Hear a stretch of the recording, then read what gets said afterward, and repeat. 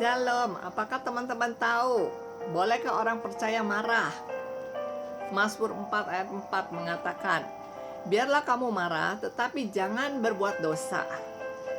Berkata-katalah dalam hatimu di tempat tidurmu, tetapi tetaplah diam. Sebagai manusia, setiap orang pasti pernah marah. Marah disebabkan banyak hal, antara lain karena tersinggung ucapan lawan bicara, ada yang memfitnah atau tidak suka sikap lawan bicara, dicela, dihina, melihat orang lain berlaku bodoh dan melanggar firman, atau melanggar moral dan etika, kecewa dan tidak puas, dan lain sebagainya.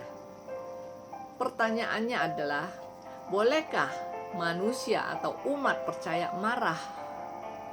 Tentu saja sebagai orang yang tidak sempurna boleh marah. Tuhan Yesus pun pernah marah ketika Bait Allah digunakan untuk tempat yang tidak layak oleh orang-orang yang tidak beribadah. Hanya saja dalam marah Alkitab mengajarkan ke beberapa batasan, yaitu 1. Jangan berbuat dosa. 2. Jangan lama-lama. 3. Marah dalam hati, jangan direalisasikan.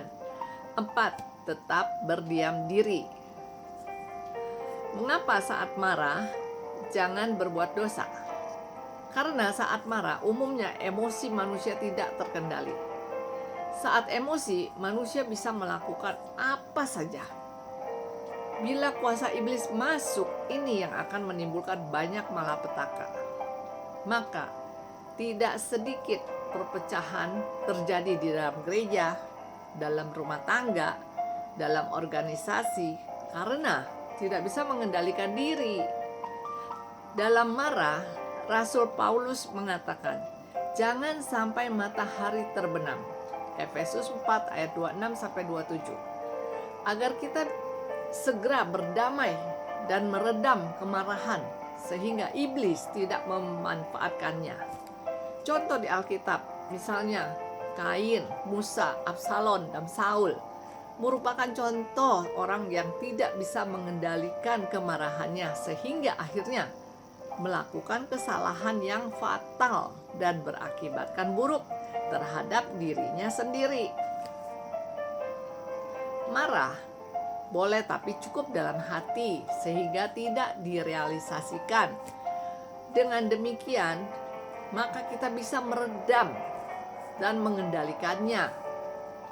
Keluarkan kata-kata pengampunan dan maaf, maka hati akan terasa tenang dan amarah itu perlahan akan hilang dan kita keluar dari tekanan jiwa.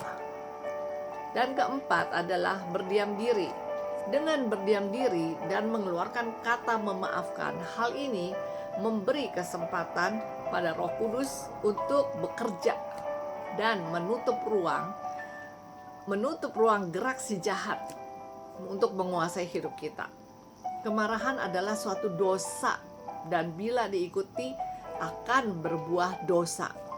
Galatia 5 ayat 19-21. Mari amarah kita gantikan dengan buah Roh, maka akan memperoleh sukacita yang penuh karena Roh Kudus akan memenuhi hidup kita dan kuasanya akan memimpin kita ke jalan yang benar.